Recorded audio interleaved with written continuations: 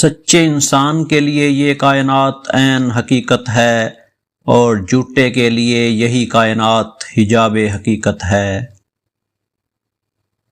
دین کیا ہے عشق احمد صلی اللہ علیہ وآلہ وسلم کے سوا؟ دین کا بس ایک یہی معیار ہے۔ انسان اپنے نصیب پر راضی رہے تو اطمینان حاصل کرے گا۔ صحت کے لیے خوراک ضروری ہے لیکن خوراک صحت نہیں۔ زندگی سے تقاضا اور گلہ نکال دیا جائے تو سکون پیدا ہو جاتا ہے۔ سکون اللہ کی یاد سے اور انسان کی محبت سے پیدا ہوتا ہے۔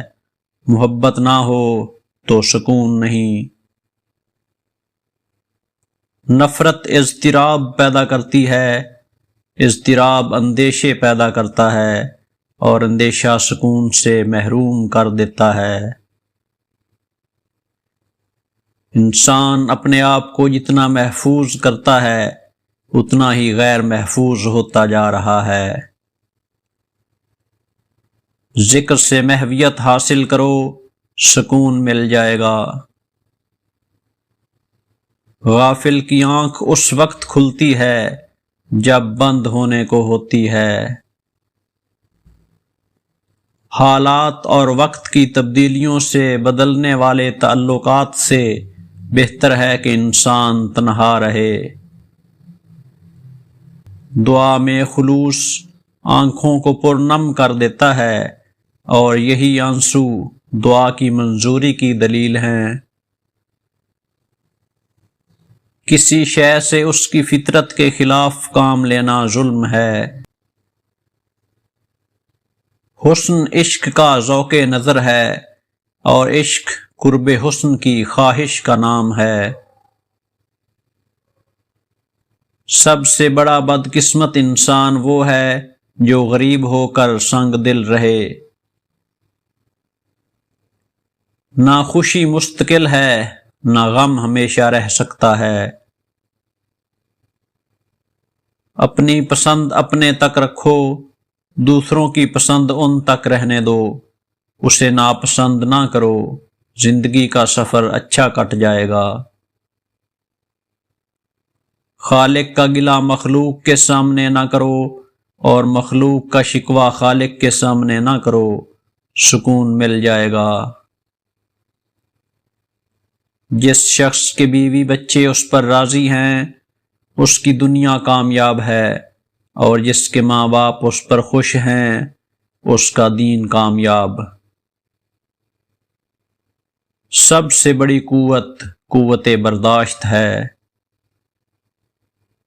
ترقی کے لیے محنت و مجاہدہ ضروری ہے لیکن یہ نہ بھولنا چاہیے کہ مجاہدہ ایک گدھے کو گھوڑا نہیں بنا سکتا۔ دور سے آنے والی آواز بھی اندھیرے میں روشنی کا کام دیتی ہے۔ ولیوں کی صحبت میں رہو، سکون مل جائے گا۔ فرض اور شوق یکجا کر دو، سکون مل جائے گا۔ حوث زر اور لذت وجود چھوڑ دی جائے تو زندگی آسان ہو جاتی ہے۔ کسی کا سکون برباد نہ کرو، سکون مل جائے گا۔ دل سے کدورت نکال دو، سکون مل جائے گا۔ اپنے سکون قلب کا کچھ اہتمام کر، اس خانہ خدا سے کدورت نکال دے۔ خوش نصیب انسان وہ ہے جو اپنے نصیب پر خوش رہے۔ انسان پریشان اس وقت ہوتا ہے جب اس کے دل میں کسی بڑے مقصد کے حصول کی خواہش ہو لیکن اس کے مطابق صلاحیت نہ ہو۔ انسان کا ہر عمل دوسرے انسان سے متعلق ہے، ذاتی عمل صرف ایک ہے اور وہ ایک سجدہ ہے۔ سب سے زیادہ بدقسمت انسان وہ ہے جو حد درجہ غریب ہو اور خدا پر یقین نہ رکھتا ہو۔ کچھ لوگ اپنے آپ کو اپنے پیشے سے بڑا سمجھتے ہیں اور کچھ لوگ پیشے کو خود سے بڑا سمجھتے ہیں۔ دونوں حالتوں میں نتیجہ پریشانی ہے۔ تسلیم کے بعد تحقیق گمراہ کر دیتی ہے۔ جس طرح وصال اور فراق دونوں محبوب کی عطا ہیں، اسی طرح دن اور رات دونوں ہی سورج کے روپ ہیں۔ بدی کی تلاش ہو تو اپنے اندر جھانکو، نیکی کی تمنا ہو تو دوسروں میں ڈھونڈو۔ غریب وہ ہے جس کا حاصل اس کی آرزو سے کم ہو، جس کی آرزو حاصل سے کم ہو وہ امیر ہے۔ پستیوں کی طرف دیکھو آپ بلند نظر آؤ گے، بلندی کی طرف دیکھو تو پست۔ خیال بدل سکتا ہے لیکن امر نہیں ٹل سکتا۔ توبہ منظور ہو جائے تو وہ گناہ کبھی سرزد نہیں ہوتا اور نہ اس گناہ کی یاد باقی رہتی ہے۔ زندگی سے محبت موت کا خوف پیدا کرتی ہے، مقصد کی محبت موت کے خوف سے آزاد کر دیتی ہے۔ جس سفر کا انجام کامیابی ہے اس سارے سفر کو ہی کامیابی کہنا چاہیے۔ کامیابی اور ناکامی اتنی اہم نہیں جتنا کہ مقصد کا انتخاب۔ ہماری خوشیاں ہی رخصت ہو کر ہمیں غم دے جاتی ہیں، جتنی بڑی خوشی اتنا بڑا غم، غم خوشی کے چھن جانے کا نام ہے۔ جھوٹا آدمی کلام الہی بھی بیان کرے تو اثر نہ ہوگا۔ زندگی آمدن اور خرچ کے علاوہ بھی بہت کچھ ہے، اس میں چہرے بھی ہیں اور نگاہیں بھی۔ چراغ جلانا آسان ہے، اسے آندھیوں سے بچانا ضروری بھی ہے اور مشکل بھی۔ موت سے زیادہ خوفناک شے موت کا ڈر ہے۔ آنکھ نہ ہو تو نظارے کا کیا قصور۔ خطرات کے باوجود زندگی وقت سے پہلے نہیں ختم ہو سکتی اور احتیاط کے باوجود زندگی وقت کے بعد قائم نہیں رہ سکتی۔ آسمانوں پر نگاہ ضرور رکھو لیکن یہ نہ بھولو کہ پاؤں زمین پر ہی رکھے جاتے ہیں۔ بے اعتدالی کی اس سے بڑی کیا سزا ہو سکتی ہے کہ انسان کو خوراک کی بجائے دوا کھانا پڑے۔ اس کی عطاؤں پر الحمدللہ اور اپنی خطاؤں پر استغفر اللہ کرتے ہی رہنا چاہیے۔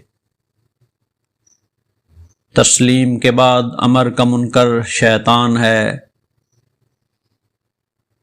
دو انسانوں کے مابین ایسے الفاظ جو سننے والا سمجھے کہ سچ ہے اور کہنے والا جانتا ہو کہ جھوٹ ہے، خوشامد کہلاتے ہیں۔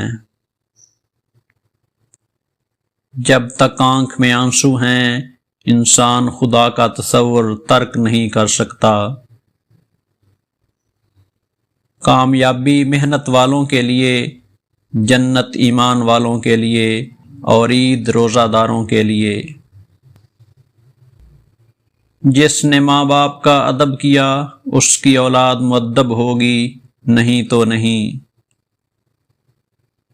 محبت سے دیکھو تو گلاب میں رنگ ملے گا، خوشبو ملے گی، نفرت سے دیکھو تو خار نگاہوں میں کھٹکیں گے۔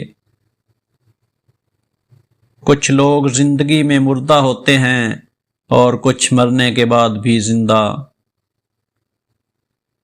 جو انسان اپنی وفا کا ذکر کرتا ہے وہ اصل میں دوسرے کی بے وفائی کا ذکر کر رہا ہوتا ہے۔ وفا تو ہوتی ہی بے وفا سے ہے۔ ہم ایک عظیم قوم بن سکتے ہیں اگر ہم معاف کرنا اور معافی مانگنا شروع کر دیں۔ تحقیق دنیا کی کرو اور تسلیم اللہ کی۔ کہیں ایسا نہ ہو کہ ہم دنیا کو تسلیم کر لیں اور اللہ کی تحقیق کرنا شروع کر دیں۔ جو سچا نہیں وہ کسی سچے کا انتظار نہیں کر سکتا۔ ماتحت بھی آزمائش ہے اور افسر بھی آزمائش، چھوٹا چھوٹا نہ رہا تو بڑا بڑا نہ رہے گا، انسان نظر آئیں گے۔ سب سے بڑی نیکی یہ ہے کہ نیک لوگ فی سبیل اللہ اکٹھے ہو جائیں۔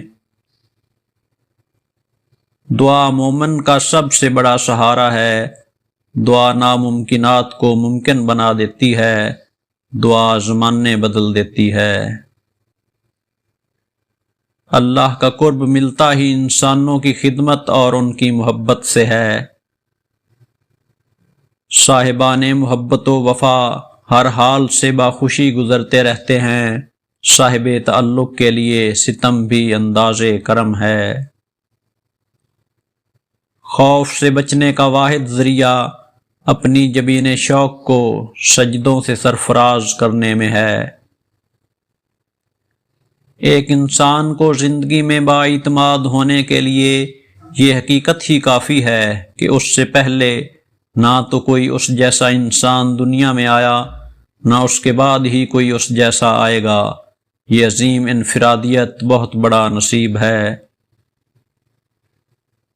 آج کا انسان اس لیے خوف زدہ ہے کہ وہ لذت شوق سے محروم ہے۔ کثیر المقاصد زندگی خوف سے نہیں بچ سکتی۔ جس طرح موسم بدلنے کا ایک وقت ہوتا ہے، اسی طرح وقت کے بدلنے کا بھی ایک موسم ہوتا ہے۔ جن مسلمانوں پر اسلام نافذ نہ ہو سکے، ان مسلمانوں پر غور کرنا چاہیے۔ جو اسلام مسلمانوں پر نافذ نہ ہو سکے، اس اسلام کے بارے میں غور کرنا چاہیے۔ امید اس خوشی کا نام ہے جس کے انتظار میں غم کے ایام کٹ جاتے ہیں۔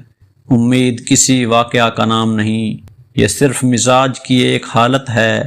فطرت کے مہربان ہونے پر یقین کا نام امید ہے۔ ایک انسان نے دوسرے سے پوچھا، بھائی آپ نے زندگی میں پہلا جھوٹ کب بولا؟ دوسرے نے جواب دیا، جس دن میں نے یہ اعلان کیا کہ میں ہمیشہ سچ بولتا ہوں۔ توبہ جب منظور ہو جاتی ہے تو یاد گناہ بھی ختم ہو جاتی ہے۔ عشق مصطفیٰ صلی اللہ علیہ وآلہ وسلم میں فراق بھی عطا ہے اور وصال بھی۔ حضور صلی اللہ علیہ وآلہ وسلم سے محبت کرنے والے حضور صلی اللہ علیہ وآلہ وسلم کی امت کے ہر فرد سے محبت کرتے ہیں۔ اہل دل حضرات اس لیے اللہ کا تقرب مانگتے ہیں کہ ان کو قرار ملے، تسکین حاصل ہو، اطمینان نصیب ہو۔ خوف کی عبادت اور ہے اور سجدہ شوق اور۔ میاں بیوی کو باغ و بہار کی طرح رہنا چاہیے۔ وہ باغ ہی کیا جو بہار سے بیگانہ ہو، اور وہ بہار ہی کیا جو باغ سے نہ گزرے۔ غیر یقینی حالات پر تقریریں کرنے والے کتنے یقین سے اپنے مکانوں کی تعمیر میں مصروف ہیں۔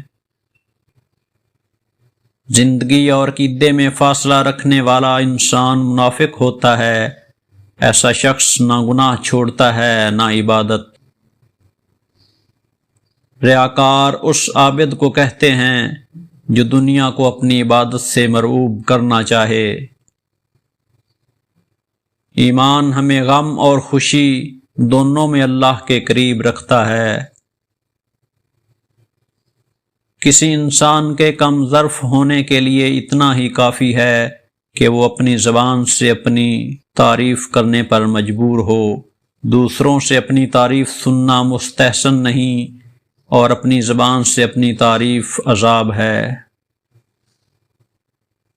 سمندر کا وہ پانی جو سمندر سے باہر ہو، اسے دریا، جھیل، بادل، آنسو، شبنم کچھ بھی کہہ دو، لیکن پانی کا وہ حصہ جو سمندر میں شامل ہو جائے وہ سمندر ہی کہلائے گا۔